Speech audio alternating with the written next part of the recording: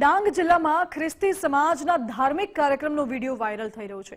રાત્રિના સમયે કોટબા આરોગ્ય સબ સેન્ટરમાં એક ધાર્મિક કાર્યક્રમ યોજાયો। ખ્રિસ્તી ધર્મનું દેવળ હોવા છતાં સરકારી સબ સેન્ટરમાં કાર્યક્રમ યોજાયો હતો। સરકારી સંપત્તિનો દુરુપયોગ અને ધર્મ પ્રચારને લઈને અનેક સવાલો ઉઠી રહ્યા છે।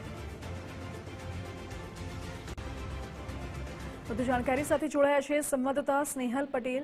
સ્નેહલ, અહીં સરકારી સંપત્તિમાં એક ધાર્મિક કાર્યક્રમ યોજાયો અને અન્ય ધર્મનો પ્રચાર થઈ રહ્યો હોય તેવા સવાલો પણ ઉઠ્યા।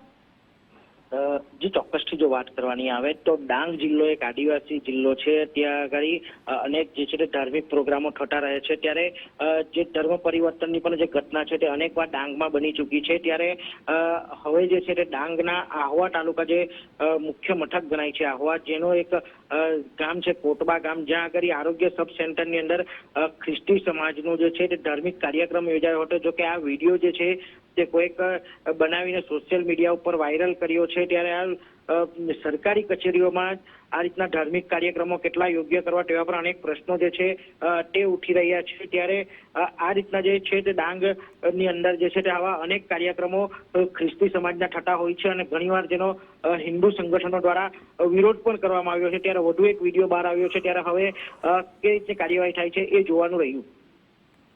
ઓકે, આભાર આપનો।